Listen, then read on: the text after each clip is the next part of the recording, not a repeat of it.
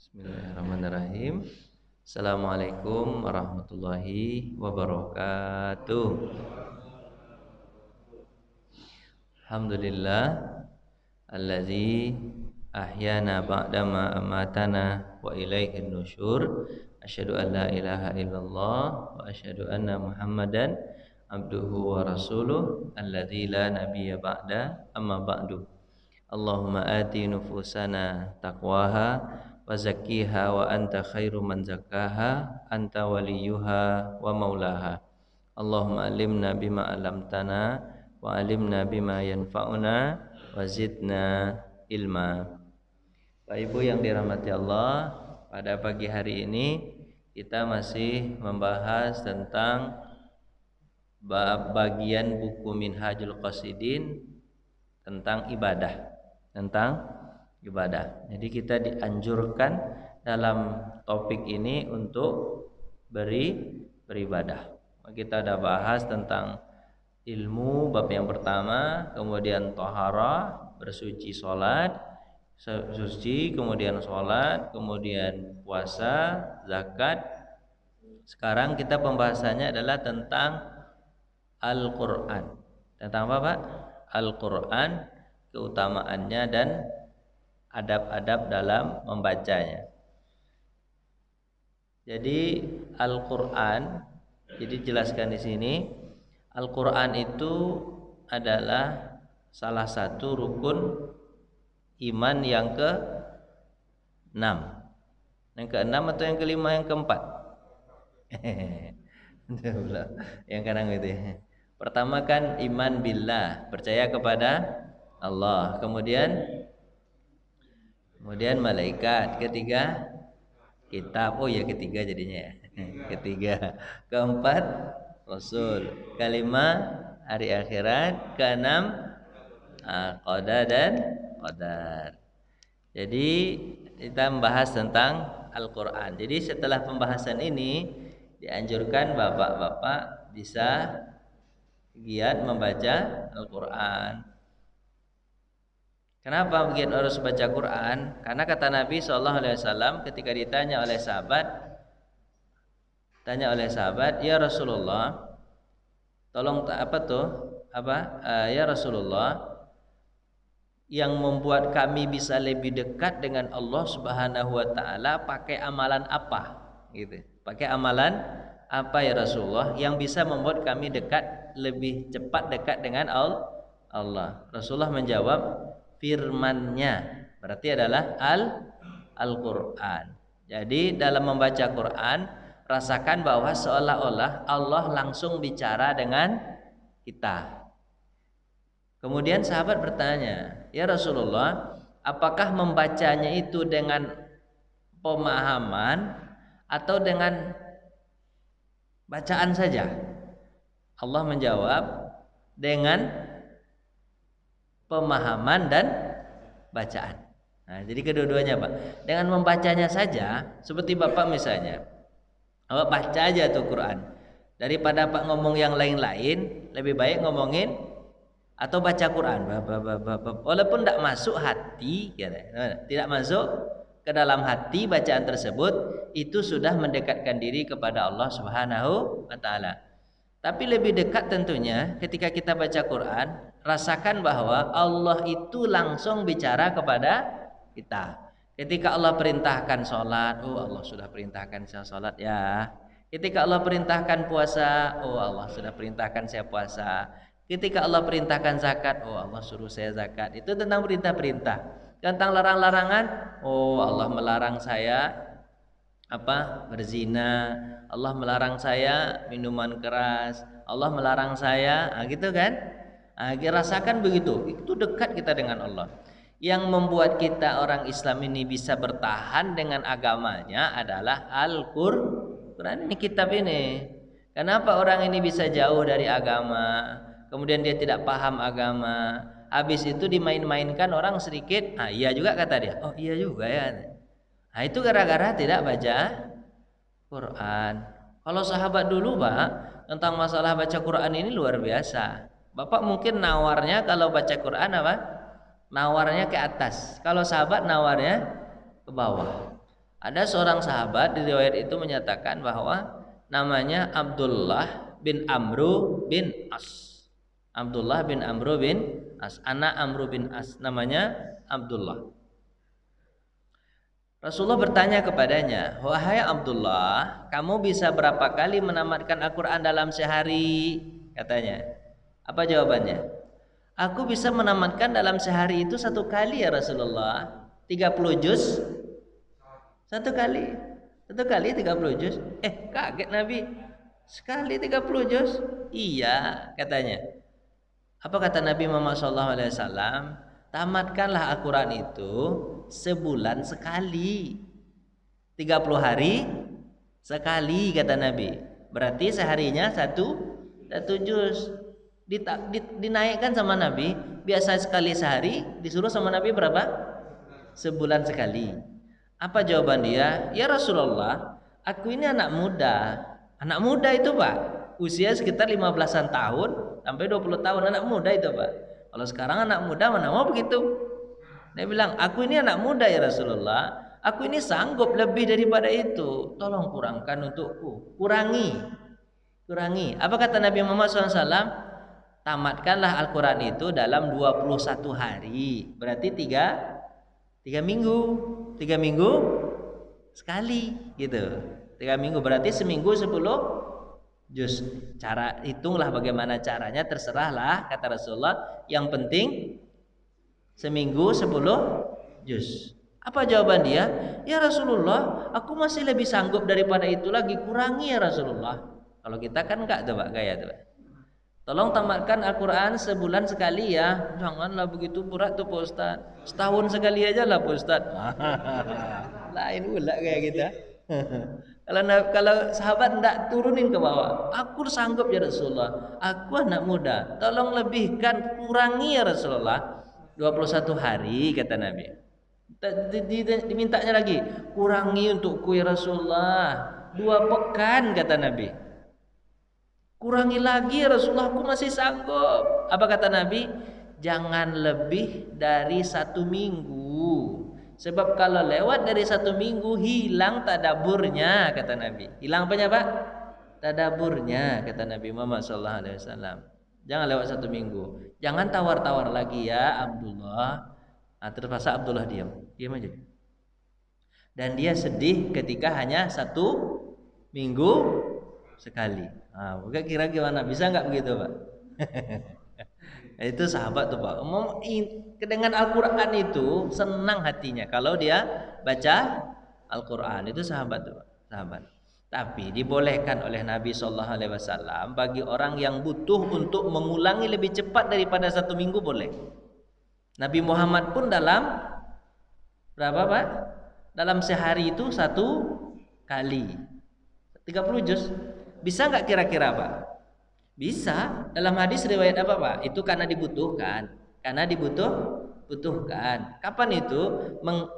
Menjelang akhir hayat Nabi Muhammad. Usianya sekitar 62 tahun atau 63 tahun. Menjelang akhir itu Pak. Menjelang akhir itu.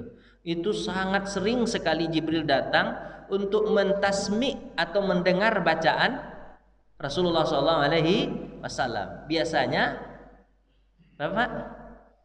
berapa? 1 hari 30 juz, 1 tamat. Bisa nggak Pak? Bisa. Jangankan itu Pak. Saya pernah dengar cerita. Bukan dengar cerita, saya mengalami dengar cerita juga saya salami dulu. Ada kawan saya orang Mesir. Ketika itu dia ingin lomba kilibia, lomba hafiz Quran sekaligus tafsirnya. Lomba hafiz Quran sekaligus tafsirnya. Jadi menjelaskan isi Al-Quran itu. Saya angkatan sama dia. Terus saya bilang, "Hidayat," katanya, "ya, saya mau lomba. Saya butuh untuk ulang hafalan ini. Agak cepat ini. Kamu mau nggak dengarkan dengan melihat Al-Quran?" "Mau," kata saya. Dari habis subuh Pak. Habis subuh. Dia di Quran. Dia nggak ngantuk, saya ngantuk. Gitu. Ngantuk saya Pak. Allahu Akbar. Itu sampai sekitar jam 10 itu Pak, sudah dapat sekitar 12 juz. Dapat 12 juz. Dari habis subuh sampai jam 10. Saya lelah betul, Pak. Lelah betul saya, Pak. Dengar dia hafal itu. Pas ketika salah, di mana salahnya katanya? Di surat ini, di ayat ini. Ditulis sama dia, Pak. Dia gitu cara ngapalnya ditulisnya. Nanti diulang lagi nih di rumah nih. Misalnya nanti kalau salah-salah begini ditulis, di sini tak salahnya. Nanti saya ulang. Kan ayat itu kadang-kadang ada yang sama di belakangnya kan, atau bertukar-tukar misalnya kan, itu salah. Tulis sama dia. Tulis. Setiap salah tulis sama. Jadi sampai jam 10 itu didapat 12 juz. Apa 12 juz? Jadi orang kalau cepat itu, Pak, sebenarnya 1 juz itu bisa 30 menit. Tapi agak cepat, nama bacaannya hadar. Apa namanya, Pak? Hadar itu cepat. A'udzubillahi minasyaitonirrajim. Bismillahirrahmanirrahim. Alhamdulillahirabbil alamin arrahmanir rahim maliki yaumiddin iyyaka na'budu wa iyyaka nasta'in. Tapi tidak meninggalkan tajwid. Itu cepat namanya. Tapi yang sebaik-baik bacaan itu adalah tartil. Tartil itu apa? Tidak cepat, tidak lambat. Tidak cepat, tidak lambat. Kalau lambat itu namanya tahqiq, lambat dia. Kayak gitulah kira-kira. Tapi di Indonesia tambah satu lagi, namanya mujawwad. Mujawwad itu berlagu tuh. Bismillah. Enggak pandai saya itu. Jadi tahqiq namanya. Kalau tartil tuh itu agak lambat. Ya kan? Lambat ya tartil. Nah, begitulah kira-kira. Jadi Rasulullah itu dalam 12 juz sampai jam 10 kira-kira sehari semalam bisa selesai enggak, Pak? Bisa. Bisa selesai sehari semalam. Begitu kata Rasulullah sallallahu alaihi wasallam. Dan teman saya itu bisa menyelesaikan 12 juz sampai jam 10. Habis itu saya lelah. Kata saya, enggak kuat saya. Enggak kuat saya mendengarkan. Tolonglah cari orang lain untuk bisa menggantikan saya ini. Baiklah, kamu istirahat. Habis zuhur nampak saya dengan kawan saya. Nampak dia dengan kawan saya mentasmi itu. Tapi menang dia, Pak. Menang dia. Menang juara 2 dia, Pak. Banyak dapat duit. Dihitung-hitung mungkin lebih dari 60 juta dia dapat duit. Dikasih sama saya 1 juta, Pak. Oh, senang betul hati saya, Pak. Senang betul. Ini untuk kamu, terima kasih ya. Baginya, Pak, 1 juta nih. 300 pound dibaginya ketika itu. Ya sekitar 1 juta. Ini dia. Apa ini kata dia? Saya menang lomba kata dia. Hebat kawan. Juara 2 dia. Alhamdulillah. Jadi gitu, Pak. Imam Syafi'i kalau bulan Ramadan karena butuh dengan Al-Qur'an, dan dia meninggalkan dengan ilmu-ilmu yang lain, meninggalkan ilmu fikih karena beliau adalah ilmu fikih, ilmu hadis, ditinggalkan itu, tapi dia lebih kuat dengan Al-Quran. Imam Syafi'i dalam 30 hari itu bisa menamatkan Quran 60 kali. Berarti sehari sekali, semalam sekali. Semalam sekali. Jadi kalau dibutuhkan boleh. Dibutuhkan untuk mengulangi hafalan itu boleh lebih dari seminggu. Artinya sehari sekali boleh, 2 hari sekali boleh kalau dibutuhkan. Tapi kalau biasa Nabi menyarankan sekali seminggu. Acung tangan siapa yang sekali seminggu hafal Quran 30 juz? Ya sekali seminggu acung, Pak. Sebulan sekali ada. Alhamdulillah. Kalau ada sekali seminggu tadi saya mau kasih hadiah. Tapi enggak adi. Alhamdulillah. Baiklah, Pak. Jadi begitu, Pak ya. Baca Quran kalau bisa sekali seminggu khatam. Baik. Kemudian tentang Al-Quran. Al-Quran itu adalah perkataan Allah Subhanahu wa taala. Rasulullah bersabda, "Khairukum man ta'allamal Qur'an wa 'allamahu." Sebaik-baik kamu adalah orang yang mempelajari Al-Quran dan mengajarkannya. Jadi orang yang terbaik itu bukan orang yang banyak uang, bukan orang kaya, bukan orang yang berpangkat, tapi orang yang belajar Al-Quran dan mengajarkannya. Apa yang ia dapat kalau dia bisa belajar Quran atau mengajarkannya? Malaikat akan menaunginya. Tidak ada rasa sedih dan takut. Kan ya? La khaufun alaihim walahum yahzanun. Tidak ada rasa takut, tak ada rasa sedih. Hidup itu tidak ada rasa takut, Pak. Tenang aja. Kalau orang udah baca Quran itu, Pak, ingat dia dengan perkataan Allah itu hidup tuh tenang aja Pak, tenang aja. Kalau Bapak punya banyak masalah ya ke Al-Quran, nanti ada jawabannya, ada jawabannya. Pak coba ada dengar apa ustadz-ustadz yang ceramah itu, apa yang kata beliau? Kata beliau, kalau saya susah, saya baca Quran, tahu-tahu dalam Al-Quran ada jawabannya. Ustaz Adi Hidayat juga pernah begitu. Kalau dia ada masalah, sembarang buka aja, tahu-tahu di sana dijawab oleh Allah Subhanahu Wa Taala. Kan enak itu Pak, segala masalah dijawab. Kita kadang-kadang kan masalah itu kita pikirkan. Kita ini bodoh Pak, ilmu tidak banyak, terus masalah kita pikirkan, tambah ruyem, tambah kusut. Masalah itu kalau ada masalah jangan dipikirkan, diapakan? Dizikirkan Pak, diselesaikan ya juga, dizikirkan Pak, zikir aja minta Allah. Apa kurangnya Nabi Muhammad Pak? Hebat Nabi Muhammad, baca Quran hebat, dekat dengan Allah bagus. Tapi selalu doa Nabi itu Pak, doa minta diselesaikan masalah. Ya Hayyu ya Qayyum, itu kan doa Nabi itu. Wahai yang maha hidup, yang maha berdiri, tidak butuh yang lain. Ya Hayyu ya Qayyum, ilaika nastaghis, kepadamu lah aku minta istighosah. Istighosah itu Pak, istighosah itu apa?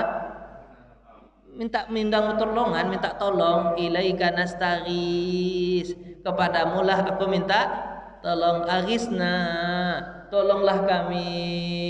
Wala takilni turfatu ainik, jangan kau tinggalkan aku walaupun hanya sekejap mata. Itu doa Nabi itu Pak. Nabi kurang apa coba? Kurang dekat gak dengan Allah? Dekat betul Pak. Tapi ketika masalah ingin diselesaikan oleh Allah Subhanahu Wa Ta'ala, tidak ada Nabi itu ingin menyelesaikan masalah sendiri Pak. Kalau ujian di sekolah, ya kita yang menyelesaikan masalah itu Pak. Misalnya nih diberikan soal oleh guru kepada kita. Selesaikanlah soal ini soalnya. Ya kita jawab soal itu sendiri. Pandai-pandailah kita menjawab soal itu. Salah terserahlah. Yang penting soal itu pasti sesuai dengan apa yang kita pelajari. Tidak mungkin kita kuliah dikasih soal anak S3. Tidak mungkin lah itu. Pasti soal S1 itu yang dikasih sama dia. Nggak mungkin tuh soal S2 itu, nggak mungkin. Kita SMA pasti soal SMA tuh, nggak mungkin tuh soal kuliah itu dikasih itu. Begitu juga Allah Subhanahu Wa Taala. Jadi yang masalah itu bukan soal sebenarnya, tapi apa? Jawabannya yang salah. Kalau soal, jadi kalau seandainya soal Bapak persoalkan jadi tambah masalah. Bapak bilang begini, ini apa pula soal ini dibuat sama guru ini, soal ini yang tidak paling saya sukai ini. Ini benci sekali saya lihat soal ini, benci sekali. Yang ada Bapak diusir dari kelas. Ini apa pula anak keluar. Itu kata guru. Jadi kalau di sekolah ya kita selesaikan jawabannya dari soal itu. Tapi kalau dengan Allah beda Pak. Kalau dikasih masalah beda. Gimana cara bedanya? Allah kalau kita dikasih masalah sama Allah, kembalikan kepada Allah. Itu aja caranya Pak. Ya Allah, ini masalah darimu. Penyakit corona ini engkau yang datangkan, engkau yang izinkan nih ada corona nih. Walaupun ada perbuatan manusia, tapi kan Allah mengatakan zaharal fasadu fil barri wal bahri bima kasabat aydin nas. Ini atas perbuatan manusia, tapi engkau yang mengizinkan terjadi begini. Ya Allah, engkau yang bisa mengangkat, engkau yang bisa menyembuhkan, sembuhkanlah kami. Ya Allah, kami tidak ada daya upaya untuk begini. Sambil kita zikir begitu, usahakan zikir. Makanya itu kata, kalau ada masalah jangan terlalu dipikirkan. Yang paling penting dizikirkan, selesaikan sikit-sikit kalau kita bisa. Zikir aja minta sama Allah. Apa doanya? Ya Hayyu ya Qayyum, ilaika nastaghis, aghisna wala takilni tulfartu aini. Jangan kau tinggalkan aku walaupun hanya sekejap mata saja. Selesaikan ya Allah. Kita kadang-kadang kan sok mantap itu Pak menyelesaikan masalah. Tenanglah ya Allah, selesai sama saya nih. Saya kan sudah S3, hebat saya nih, selesai. Allah kata Tuhan, nih gimana pula orang nih gitu. Allah itu ngasih kita cobaan itu tujuannya agar kita kembali kepada Allah Subhanahu. Itu aja Pak. Setelah kita kembali dibanggakan oleh Allah Subhanahu Wa Taala. Tuh lihat kan, Kalian menjadi saksi wahai malaikat, hambaku meminta tolong kepadaku dan dia tahu bahwa aku yang bisa menolong. Dibanggakan kepada malaikat. Kalian menjadi saksi ya, itu permintaannya. Gitu Tuhan tuh, Pak. Jadi beda, Pak, dengan manusia. Manusia ini pelit, ngasih jawaban susah. Tapi kalau Allah, Pak, dikasih melalui apa, Pak? Firman-Nya atau Al-Qur'an. Maka bacalah Quran itu. Bacalah Quran.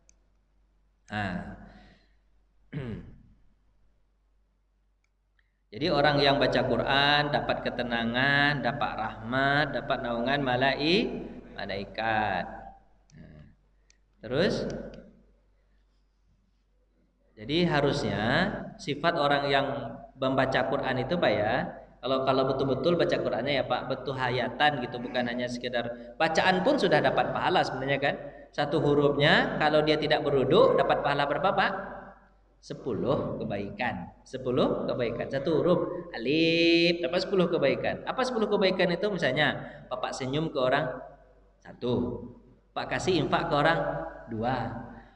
Apa lagi ya?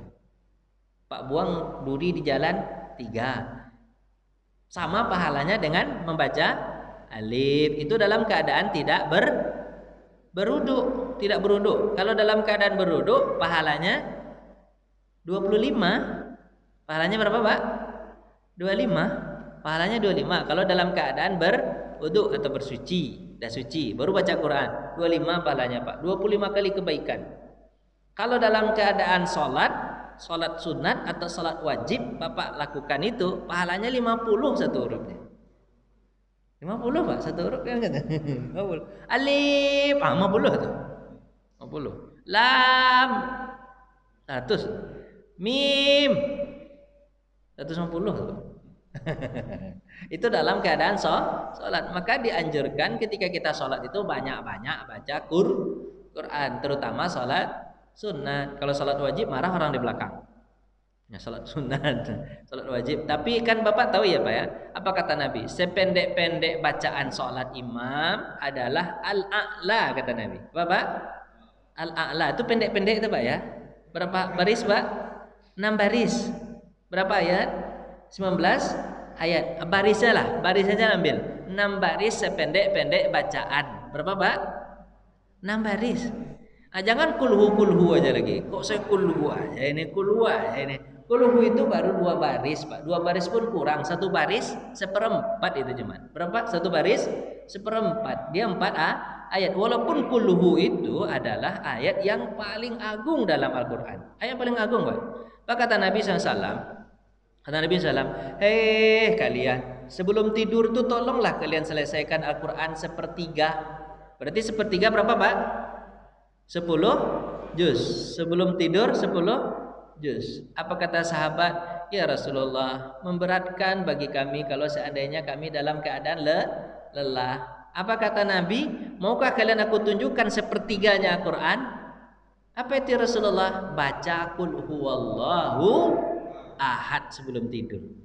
Itu sama dengan 1/3. Nah, sahabat begitu, Pak. Dengan mendengar hadis itu, setiap kali dia sholat malam, sholat tahajud, sebelum membaca ayat yang lain, dia baca dulu apa? Kulhu. Dilaporkan kepada Nabi, ya Rasulullah, ini setiap kali habis Al-Fatihah baca kulhu, kemudian baru ayat yang lain. Apa kata Nabi? Betulkah engkau begitu? Kenapa kau lakukan? Karena aku suka terhadap ayat ini. Karena ayat esakan Allah Subhanahu wa ta'ala, dan dia adalah 1/3 Al-Quran. Maka aku suka. Baru setelah itu aku baca surat yang lain. Ini menandakan bahwa di dalam sholat itu boleh mendua-duakan, mentiga-tigakan, meempat-empatkan ayat Al-Quran. Pak baca Al-Baqarah dulu boleh. Habis Al-Baqarah terus Al-Imran juga boleh. Setelah itu An-Nisa juga boleh. Terserahlah sama Bapak. Pak dua-duakan, Pak tiga-tigakan, terserah. Tidak ada masalah itu. Hah? Enggak, sholatnya sendiri, Pak. Sholatnya sendiri. Dua-duakan, tiga-tigakan. Ya kan boleh, Pak, boleh, tidak ada masalah. Ya kan? Nah, itulah. Jadi sahabat begitu senang. Apa kata Nabi? Ketika ada seorang sahabat begini mengatakan, dia sedang sholat sunat, Nabi mengatakan, nanti setelah kamu sholat sunat, kamu sholat sunat kan Pak dia kan, ya Rasulullah, sholatlah dulu. Nanti habis sholat sunat, nanti aku akan ajarkan kepadamu satu ayat dalam Al-Quran yang kemuliaannya lebih dari ayat-ayat yang lain. Memang ayat-ayat Quran itu sebagian ayatnya lebih dimuliakan dengan sebagiannya. Walaupun ayatnya semuanya mulia, tapi ada yang lebih mulia kata Nabi. Mau nggak aku ajarkan? Sahabat itu semangat, cepat-cepat dia sholat. Akbar. Dan tetap memang memelihara khusyuknya pas sholat. Habis sholat, Nabi langsung pulang aja. Nabi begitu. Nabi kan begitu nguji sahabat tuh, langsung pulang. Kalau Bapak ngelihat guru pulang tuh Pak biarkan mungkin biarkan aja lah, pulang deh. Tapi kalau sahabat enggak Pak, dia tagih tuh yang tadi itu. Nabi bilang apa? Ayat mana yang paling bagus Rasulullah? Kau tadi janji sama aku. Ayat mana ya Rasulullah? Nabi mengatakan Alhamdulillahi Rabbil Alamin. Ayat apa itu Pak? Al-Fatihah.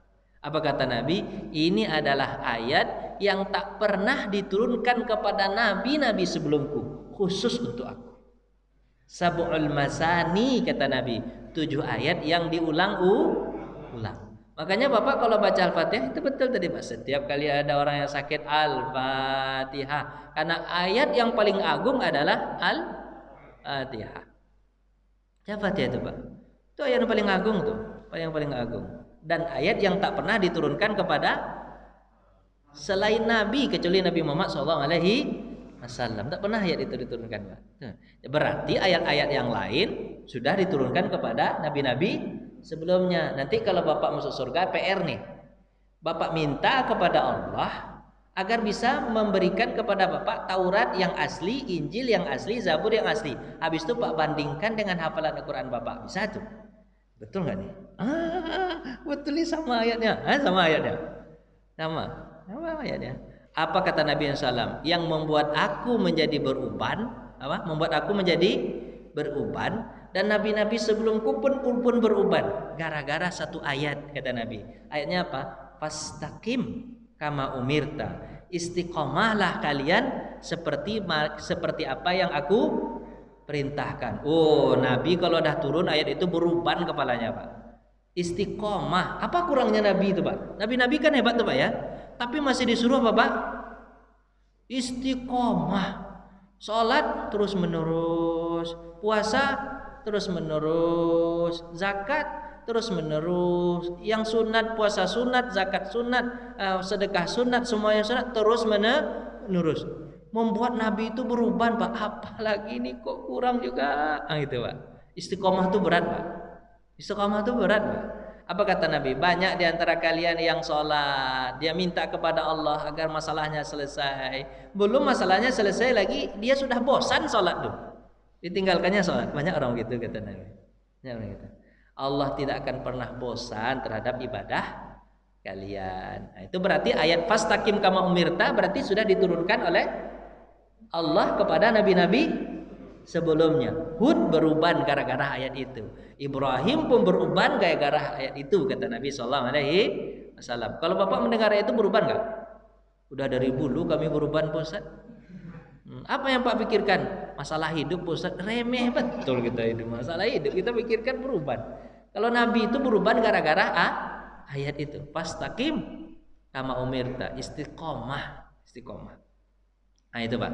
Jadi Pak, kalau membaca kalau membaca Al-Quran, Al-Fatihahnya bagus, sudah bagus Pak ya.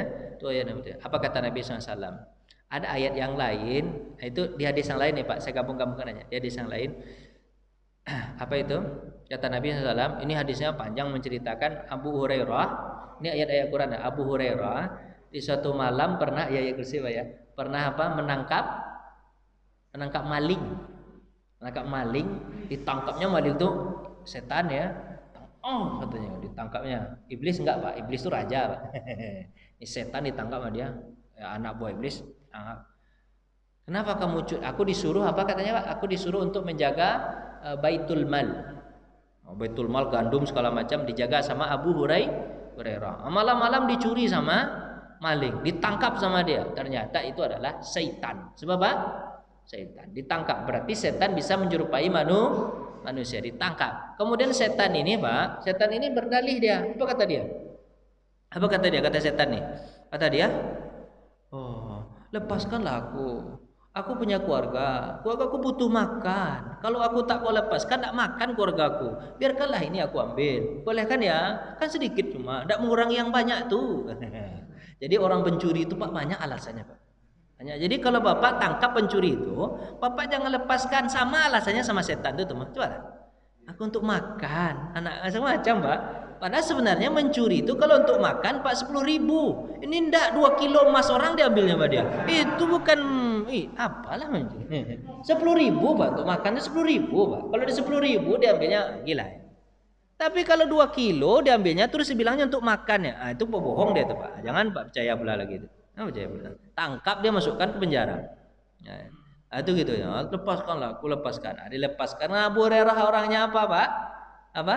Penyayang, dilepaskan sama Abu Hurairah. Setelah dilepaskan sama Abu Hurairah, apa kata Nabi besok paginya? Apa kata Rasulullah besok pagi? Apa kejadian tadi malam? Bagaimana dengan tawananmu? Nabi tahu karena dikasih oleh Allah. Bagaimana dengan tawananmu? Dia mencuri ya Rasulullah. Habis itu aku lepaskan gara-gara dia minta tolong untuk dilepaskan karena dia butuh untuk anak dan istrinya. Aku sedih mendengarnya, aku lepaskan. Sama begitu. Aku lepaskan aja. Habis itu setelah apa kata Nabi? Besok dia pembohong tuh. Besok dia pasti datang lagi balik untuk mencuri kata Nabi Muhammad SAW. Berarti setan tuh juga bisa makan makanan kita. Jadi hati-hati ya Pak. Bapak kalau makan tidak kenyang-kenyang, Bapak itu makan setan Bapak tuh. Makan sama setan tuh. Baca Bismillahirrahmanirrahim. Setan tuh bisa makan kan kita? Bisa makan. Apa kata Nabi SAW? Setan tuh bisa makan dengan kita, bisa tidur dengan kita. Ketika kita masuk rumah tidak membacakan assalamualaikum, dan ketika kita makan tidak baca bismillahirrahmanirrahim, dia berkata, mabitalakum wa asya'alakum. Tempat kalian ada tempat malam di sini. Mabit itu tempat bermalam. Kemudian kalian punya makan malam. Tapi kalau kalian baca assalamualaikum ketika masuk rumah, walaupun tidak ada orang, kemudian bismillahirrahmanirrahim ketika makan, la mabita lakum wa la asya'a lakum. Tidak ada tempat bermalam buat kalian dan tidak ada tempat makan buat kalian malam ini. Tidak bisa dia makan gara-gara kita baca assalamualaikum dan bismillah. Jadi setan tuh gampang aja Pak. Jadi Bapak jangan takut sama setan tuh. Kalah dengan bismillah. Ya Pak takut-takut pula sama setan tuh. Setan tuh kuat mah, hebat mah. Kuat dari mana? Dengan bismillah aja dia KO. Lebih hebatlah manusia ini lagi Pak. Manusia ini hebat Pak. Itulah ayat kursi tadi. Ayat kursi itu Pak. Tentang ayat kursi tadi, cerita ayat kursi. Setan kalau dibacakan ayat kursi, apa kata setan? Terakhir itu. Apa kata setan? Setelah ditangkap kali pertama, cerita agak cepatnya. Ditangkap kali pertama dilepaskan, kali kedua ditangkap, itu juga alasannya dilepaskan. Kali ketiga kata Nabi nanti malam dia datang lagi. Apa kata Nabi? Aku intai-intai. Oh, malam aku tangkap lagi kali ketiga. Habis itu apa kata Abu Hurairah? Kamu sudah 3 kali aku tangkap. Ini aku kadukan kepada Nabi, kau akan diadili oleh Nabi. Apa kata dia? Lepaskan aku akan berikan kepadamu satu ilmu. Satu apa Pak? Satu ilmu. Aku berikan kepadamu satu ilmu.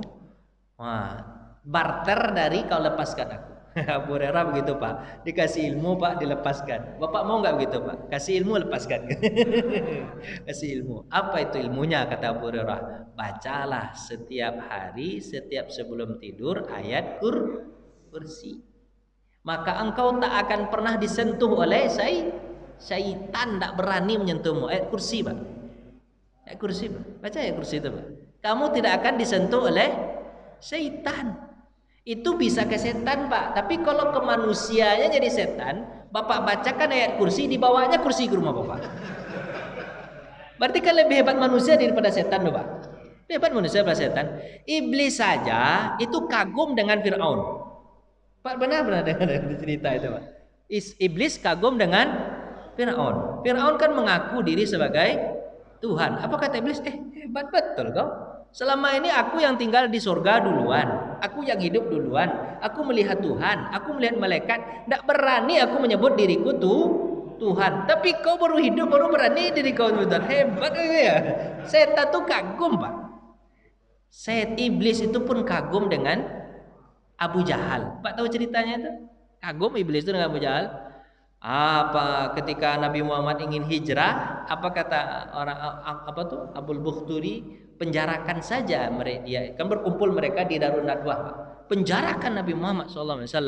Apa kata ini? Oh, nggak bisa dipenjarakan, kata iblis. Kan iblis datang dari Najd berupa orang tua, pakaiannya bagus, harusnya dia nggak boleh ikut dalam acara itu, Pak. Tapi kata iblis, aduh, ikutkan aku dalam acara itu, aku akan berikan kepada kalian ide-ide yang kalian tak pikirkan ide-ide itu.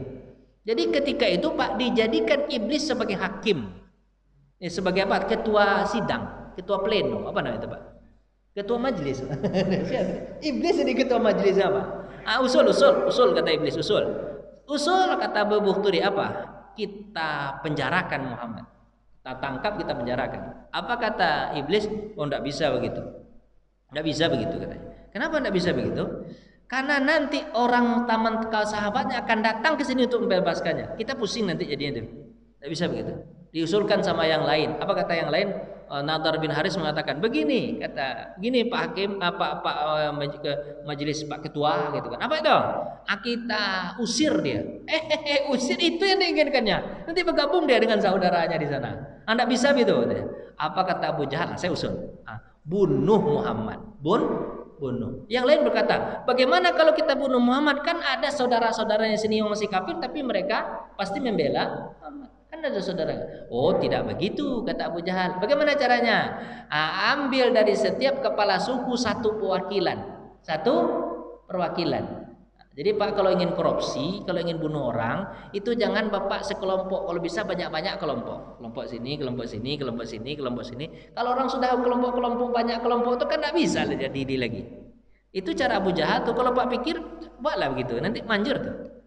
Anjir Pak, cara Abu Jahal gitu. Buat sini, buat sini, buat sini. Semua orang sepakat untuk menusuk Muhammad. Dari kelompok Muhammad adalah yang paling mulia di antara mereka siapa? Abu Lahab. Abu Lahab Pak yang ikut Pak. Abu Lahab yang ikut. Abu Lahab ikut. Itu yang paling mulia kan? Dia pengganti ketua dari Abu Thalib. Ikut. Pamannya sendiri Pak. Ini nggak ada lagi orang yang akan memberontak habis itu kan? Oh begitu. Apa kata iblis? Usulanmu cemerlang. Aku aja nggak kepikir sama anakku. Engkau kan hebat Abu Jahal Pak. Manusia itu lebih hebat daripada iblis Pak. Hebat daripada iblis. Pak, kalau contohnya misalnya, kalau saya jadi iblis Pak, semua bapak ini sudah kafir sama saya semua ini. Apa sebab? Hidup iblis paling lama. Paling lama nggak Pak? Paling lama hidupnya Pak.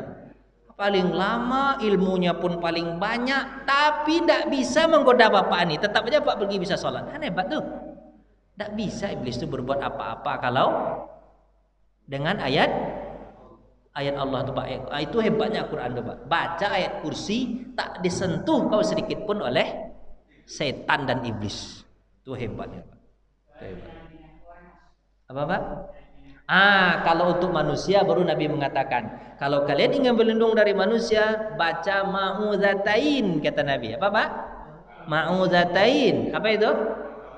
Al-Falaq dan An-Nas. Kalau untuk iblis ayat kursi. Kalau untuk manusia tuh Al-Falaq gitu. Qul a'udzu birabbil falaq min syarri ma khalaq wa min syarri nafasati fil 'uqad.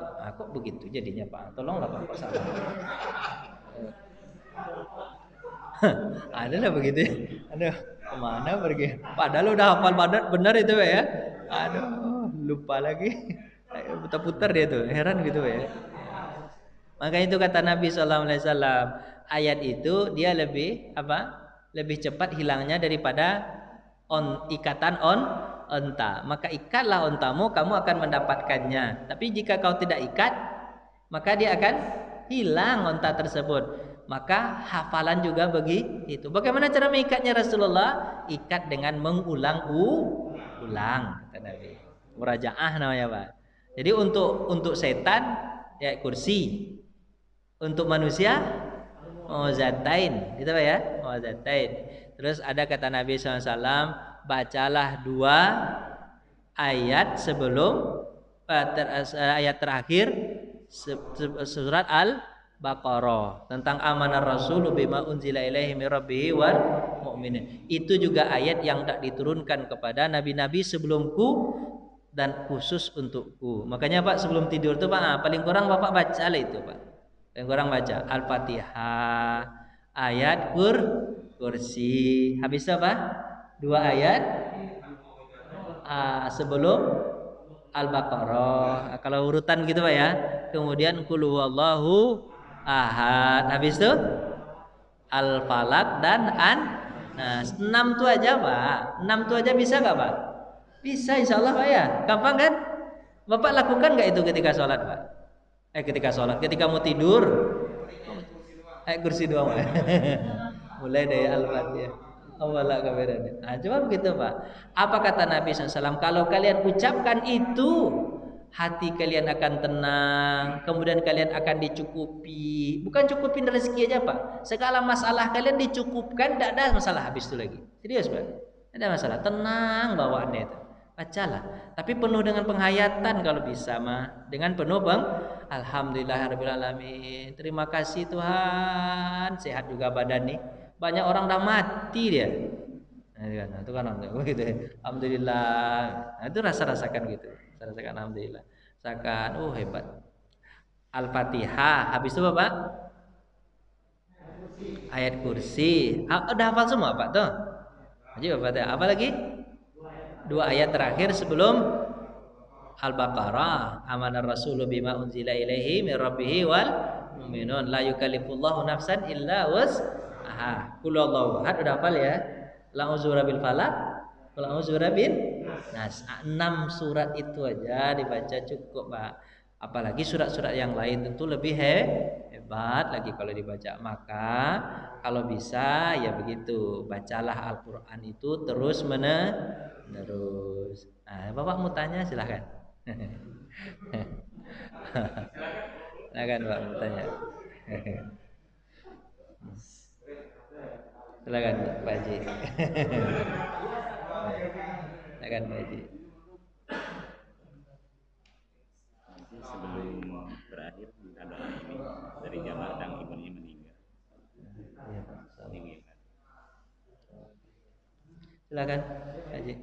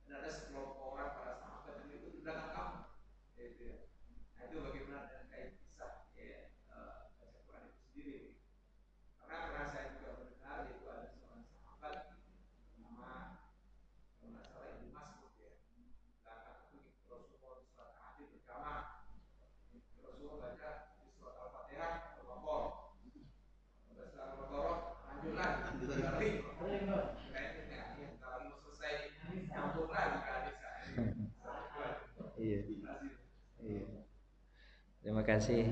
Jadi pertanyaan itu adalah 50% daripada ilmu. Tapi kalau pertanyaan Pak Haji itu 90% ilmu. 90% ilmu. Jadi di dalam surah Al-Muzammil, indah ya surah Al-Muzammil itu ya. Ya ayyuhal muzammil qumil laila illa qalila nisfahu aw inqus minhu qalila. Gitu kan. Jadi Nabi itu bangunnya dalam surah Al-Muzammil itu setengah malam. Berarti kalau pertengahan malam berarti jam 12 sudah bangun Pak ya? Enggak deh. Kalau jam 6 malamnya, jam 6 pula ininya paginya terbit fajarnya, berarti jam 12 sudah bangun. Awingkus minhu qalila, atau kurangi sedikit, sepertiga malam. Berarti sepertiga malam paling lambat jam 2 Nabi dah bangun. Jam 2 Nabi dah bangun salat malam. Di ayat yang ke-21-nya atau ke-22-nya itu Pak, ayatnya itu mengatakan bahwa auzid alaihi warattilil Qur'an, atau tambah. Kalau tambah itu Pak, berarti kalau 2/3 malam jam 10 Nabi sudah salat malam. Luar biasa gitu. Gitu Pak ya. Terus kalau di dalam bacaan itu ya, bacalah yang mudah untuk dibaca. Artinya apa? Hafalan yang betul-betul sudah lengket. Agar apa? Bisa dipahami ayatnya itu. Tapi kalau hafalan yang baru dihafal, habis itu dibaca dalam sholat, sibuk untuk memikirkan hafalan. Yang sibuk memikirkan hafalan, hilang tadaburnya. Kan ya? Hilang tadaburnya.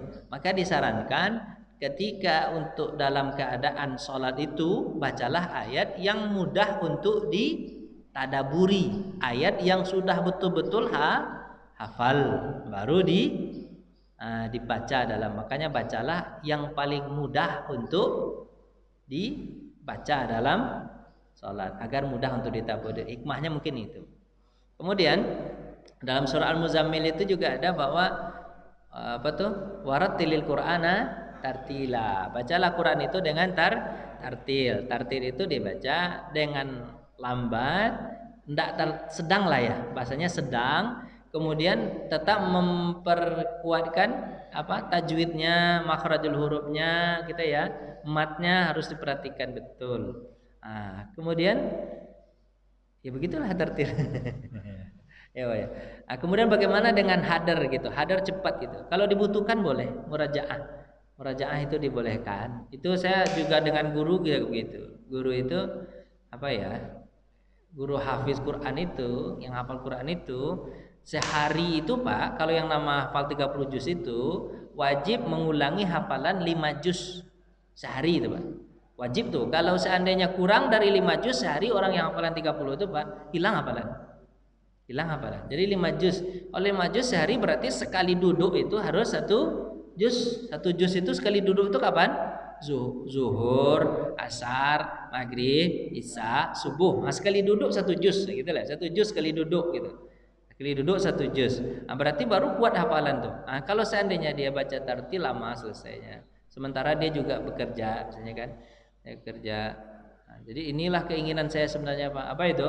Tinggal di pesantren, duduk aja, dengar hafalan anak-anak, atau saya ngafal, itu mati lagi. Itu dah. Itu aja keinginan itu ada tuh Pak. Keinginan begitu Pak.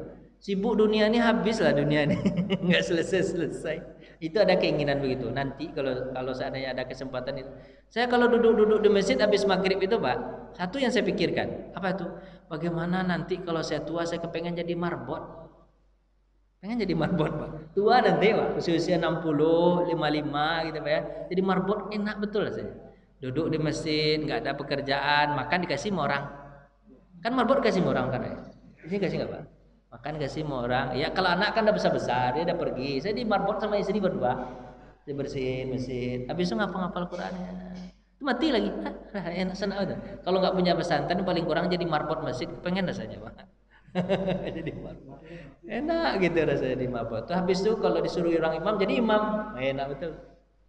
Kalau pas maghrib sampai isya begitu saya kalau di komplek biasanya imamnya habis isya Pak. Kalau maghrib yang lain habis isya kenapa? Karena saya duduk di masjid tadi sampai isya. Habis itu hafalan yang saya ulang saya bawakan jadi imam, enak gitu Pak rasanya. Gitu dah.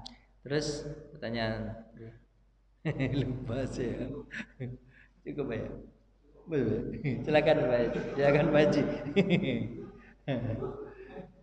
Assalamualaikum warahmatullahi wabarakatuh. Assalamualaikum warahmatullahi wabarakatuh. Berbicara masalah Al-Quran, khususnya begini dengan para nabi dan rasul, di mana firman-firman Allah itu pada zaman nabi dan rasul ada yang baku dan ada yang spontan. Iya. Kenapa baku dan spontan? Kalau yang baku itu sudah tertulis, namun yang spontan ini langsung perintah Allah.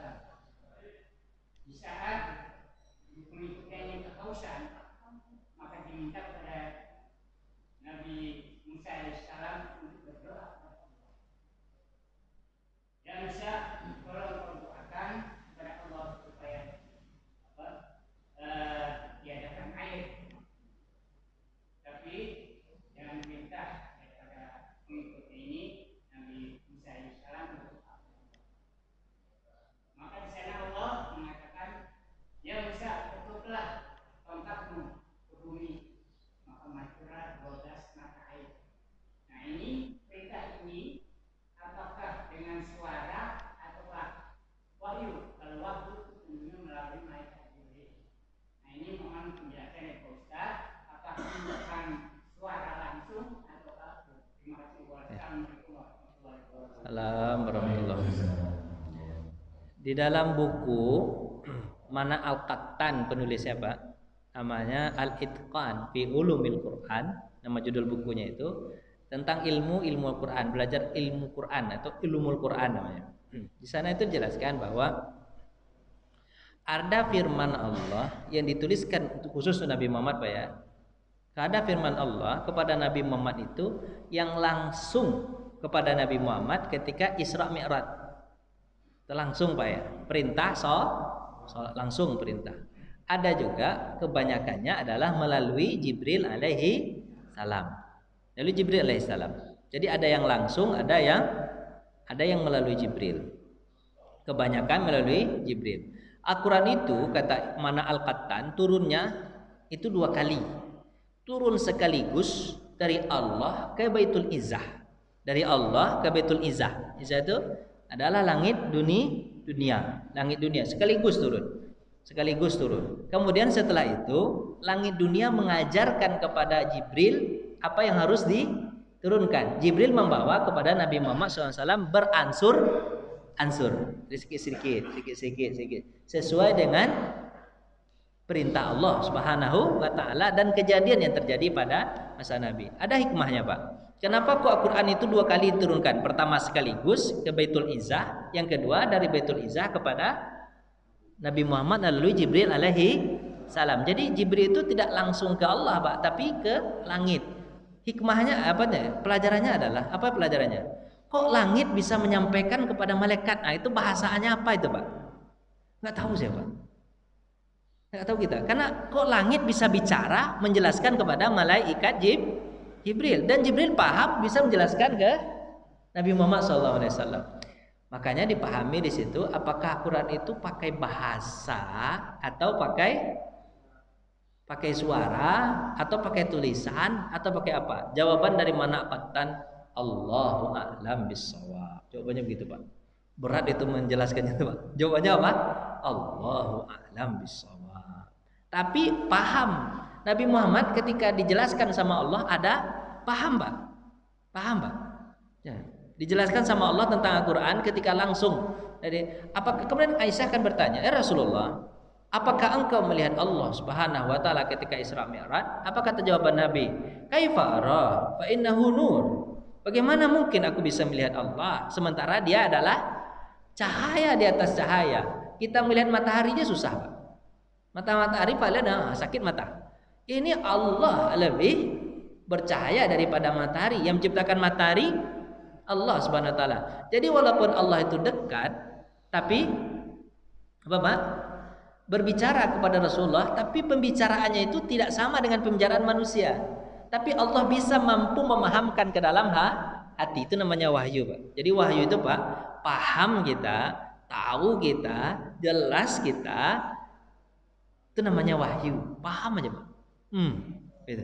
Enggak tahu saya bagaimana cara memahamkannya, enggak tahu, Pak.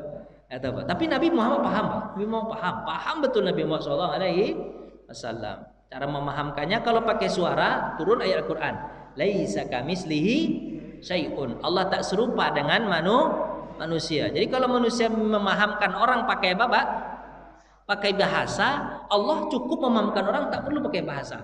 Allah Maha Kuasa. Jawabannya begitu, Pak. Berat saya menjawabnya, gimana caranya dia? Ya gitulah kira-kira. Jadi jangan dianggap pakai bahasa gitu. Bayangkan sama Pak. Ini aja, langit dunia aja bisa membuat paham Jibril alaihi salam, dan Jibril menyampaikan kepada Nabi Muhammad sallallahu alaihi wasallam. Nih ayatnya yang turun. Dan itu pasti semua dari Allah Subhanahu wa taala. Apa sebab? Setiap kali itu Nabi Muhammad selalu didengarkan hafalannya oleh Jibril. Hafal Muhammad, hafal. Itu betul. Betul.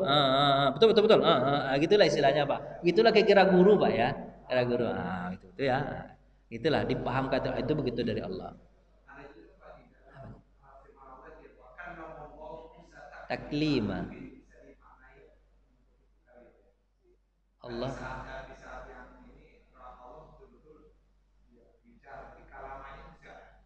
bicaranya Allah tidak pakai bahasa. Kalau pakai suara hancur kita semua, Pak. Hancur. Suara Allah itu maha agung. Jangankan suara Allah, baru aja ingin mendapatkan cahayanya, batu-batu yang di Bukit Tursina hancur lebur. Jadi agung, Pak. Bahasa Allah itu agung. Tapi mungkin Bapak mungkin bisa memahaminya begini. Misalnya Bapak kalau ada masalah, apakah perlu Allah Subhanahu wa taala langsung ngomong sama Bapak? Enggak. Bapak minta aja kepada Allah. Habis itu nanti Allah tunjukkan kan? Itu jalannya keluarnya. Itu jalannya ya. Nanti Bapak paham aja tuh. Fahamna Sulaiman, itu bahasanya kan. Sulaiman dipahamkan, itu bahasa dibuat paham gitu. Paham aja gitu. Tapi itu Al-Qur'an. Gimana cara menjelaskannya? Berat Pak. Tolonglah Pak sedikit aja. Tolonglah sedikit. Ya, gimana Pak? Nanti mungkin jawabannya begitu Pak Haji ya. Nanti kalau Bapak masuk surga, tanya sama Allah. Ya Allah, gitu aja. Begitu jawabannya. Pasti itu ini Pak. Nanti masuk surga, tanya sama Allah. Ya Allah, bagaimana caranya Engkau menurunkan firman-Mu kepada langit dunia? Kok langit dunia paham gitu? Ya iya, tinggal dulu. Nanti masuk surga pasti dijelaskan sama Allah. Nanti jawabannya pasti Bapak akan bilang begini. Pasti gitu Pak ya. Yang saya takutkan ini dari jawaban saya ini, yang saya takutkan apa Pak? Bapak mengira benar nggak ini dari Allah Quran ini? Kan itu nanti Pak takutkan itu. Kok bisa ya Quran itu disampaikan kepada orang tapi tidak melalui bahasa? Nanti Bapak saya takutkan begitu nanti. Saya takutkan. Nanti saya jawab begini. Gini. Jadi Pak, Al-Quran itu betul dari Allah. Cara membetulkannya Pak, lihat bagaimana sesuatu yang gaib tapi dijelaskan dan kita bisa membuktikan. Itu hebatnya Allah tuh Pak. Iya, itu hebatnya. Jadi lihat Al-Quran itu. Jadi kan Al-Quran itu kan bisa diilmiahkan Pak ya. Bisa Pak? Diilmiahkan atau bisa dicek-cek kebenarannya dengan ilmu teknologi yang kita tahu kan itu. Betulnya dari Allah adalah sesuatu yang tak dipikirkan oleh orang dulu tapi sudah diturunkan oleh Allah Subhanahu wa taala. Ketika kalian naik ke atas langit, maka dada kalian akan sesak. Ilahi yas'adu ila sama. Kenapa? Yas'adu ila sama. Karena tidak ada udara Pak ya di atas. Orang dulu nggak tahu tapi dikasih tahu sama Allah Subhanahu wa taala. Allah ngasih tahu. Orang dulu nggak tahu manusia yang ada di dalam rahim ibu. Apa kata Allah Subhanahu wa taala? Orang dulu taunya bahwa manusia itu lahir begitu aja. Enggak. Apa kata Allah? Nanti manusia itu awalnya itu dari saripati tanah nutfah. Habis itu berubah dengan darah. Habis itu mudghah, segumpal daging. Habis itu tulang menulang yang dibalut dengan daging. Baru ditiupkan roh selama setelah 44 bulan atau 120. Kan tidak ada ilmu kedokteran dulu begitu Pak. Tapi Allah sudah sampaikan begitu. Habisnya ketahuan pada 1800-an itu setelah dokter-dokter tahu kan. Oh iya ya, pertama itu hanya segumpal mani, satu setes mani. Kemudian darah, habis itu daging. Baru ketahuan Pak. Berarti itu dari Allah. Sesuatu yang tak kelihatan tapi Allah kasih tahu. Berarti itu dari siapa Pak? Dari Allah. Tidak ada kitab-kitab yang lain seperti ini Pak. Itu masalahnya. Di situ letaknya kita beriman kepada Al-Quran Pak. Karena ada sesuatu yang ilmiah yang kita bisa pahami. Dan itu betul. Setelah ilmu teknologi, Pak, kira-kira Bapak enaknya paham Al-Quran ketika pada masa Nabi atau sekarang Pak? Sekarang. Kalau pada masa Nabi itu berat orang mikirkan mungkin. Apa nih Nabi Muhammad bercerita tentang apa ini kan? Pusing mereka mungkin Pak. Tapi mereka beriman, itulah hebatnya Pak. Kita sudah nampak bukti tidak beriman juga, pukullah kepala itu lagi kan gitu. Itu masalahnya Pak. Udahlah dapat bentuknya tidak beriman juga lagi. Apalah gitu. Ada. Orang dulu susah percayanya tuh Pak. Lanjut Pak. Sudah ya. Sudah cukup pertanyaan. Baik, Pak Ustaz silakan ditutup. Ada doa. Silakan Pak Ustaz. Ya, ada permohonan doa. Ya, mohon doanya dari untuk almarhumah ibunya Ibu Manidit di sini Walau Ibu Sri Rahayu meninggal Ahad yang lalu, berarti seminggu yang lalu Pak ya. Ibunda dari Bapak Haji Didit, namanya Ibu Sri Rezeki. Ibunya Sri Rezeki nama ibunya. Bismillahirrahmanirrahim. Mari kita doa, mudah-mudahan majelis kita ini diberkahi Allah, ada di antara kita yang dikabulkan doanya. Amin ya rabbal alamin. A'udzubillahi minasyaitonirrajim. Bismillahirrahmanirrahim. Alhamdulillahirabbil alamin. Hamdan syakirin, hamdan naimin, hamdan yuwafi ni'amahu wa yukafi'u mazidah. Ya Rabbana lakal hamdu kama yanbaghi li jalali wajhikal karim wa azimi sultanik. Radina billahi rabba wa bil islami dina wa bi Muhammadin nabiyya wa rasula. Ya Allah ya Tuhan kami, jadikanlah agama Islam ini agama yang Kau redhoi, dan kami sukakanlah kami terhadap agama Islam ini ya Allah. Kami beriman kepada kitab-Mu Al-Quran ya Allah. Kami beriman kepada Nabi-Mu Muhammad sallallahu alaihi wasallam. Jadikanlah kami orang Islam dari semenjak kami lahir, dan matikan kami dalam keadaan Islam. Allahumma ahyina bil iman wa amitna bil iman wa hasyurna bil iman wa adkhil jannata ma'al iman. Allahumma habib ilaina al iman wa zayyinhu fi qulubina wa karihna ilaikumul kufra wal fusuqa wal isyan. Ya Allah ya Tuhan kami, jadikanlah kami orang yang beriman seketika kami hidup, matikan kami dalam keadaan beriman, bangkitkan kami dalam keadaan beriman, masukkan kami ke dalam surga bersama orang-orang yang beriman. Ya Allah ya Tuhan kami, jadikanlah iman itu indah di dalam hati kami, wala kami tak suka kepada kefasikan, wala kami tak suka kepada kemunafikan, wala kami tak suka kepada kekafiran.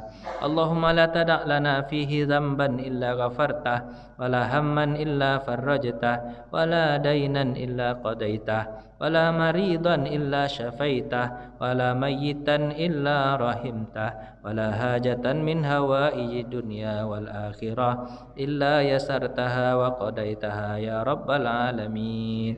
Ya Allah ya Tuhan kami bermohon kepadamu ya Allah. Di antara kami ada yang taubat, maka terimalah taubat kami ya Allah. Di antara kami ada yang meminta ampun, maka ampunilah kami ya Allah. Di antara kami ada yang susah hati ya Allah, lapangkanlah hati kami ya Allah. Di antara kami ada yang tak bisa menyelesaikan masalahnya ya Allah, selesaikanlah masalah kami ya Allah. Di antara kami ada yang sakit ya Allah, sembuhkanlah ya Allah.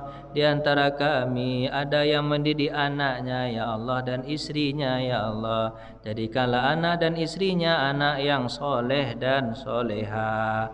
Di antara kami ya Allah ada yang sudah meninggal ya Allah, sayangilah ya Allah, kasihanilah ya Allah, jadikanlah kuburannya raudatun min riyadil jinan, taman dari taman-taman surga. Jangan Kau jadikan kuburannya lubang dari lubang api neraka.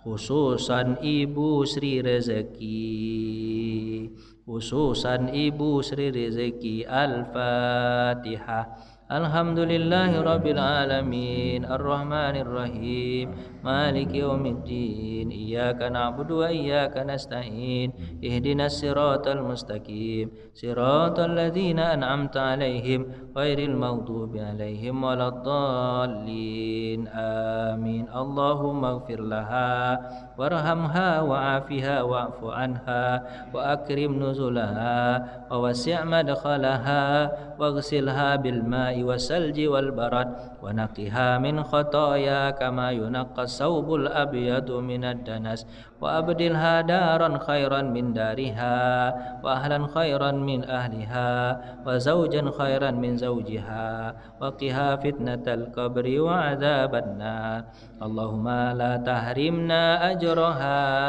wa la taftinna ba'daha waghfir lana wa laha wa li ikhwanina alladzina sabaquna bil iman wa la taj'al fi qulubina ghillan lil ladzina amanu rabbana innaka raufur rahim. Ya Allah ya Tuhan kami, jangan Kau halangi kami mendapatkan pahala dari telah meninggalnya ibu kami ini ya Allah, dari telah meninggal saudari kami ini ya Allah. Berikanlah kami pahala atas kesabaran kami ya Allah. Jangan kau berikan fitnah kami setelah beliau meninggal ya Allah. Jadikan kami bersaudara, tetap bersaudara setelah meninggalnya ini ya Allah. Dan kau jadikan kami dengan saudara-saudara yang telah ditinggalkan ini menjadi orang yang iri dengki, sakit hati, busuk hati kepada saudaranya ya Allah. Amankan kami setelah beliau meninggal ya Allah. Allahumma ja'al kuburaha raudatan min riyadil jinan wa la taj'al kuburaha hufratin min hufarin niran. Rabbana atina fid dunya hasanah wa fil akhirati hasanah wa qina adzabannar. Subhana rabbika rabbil izzati amma yasifun wa salamun alal mursalin walhamdulillahi rabbil alamin. Mohon maaf. Assalamualaikum warahmatullahi wabarakatuh. Waalaikumsalam.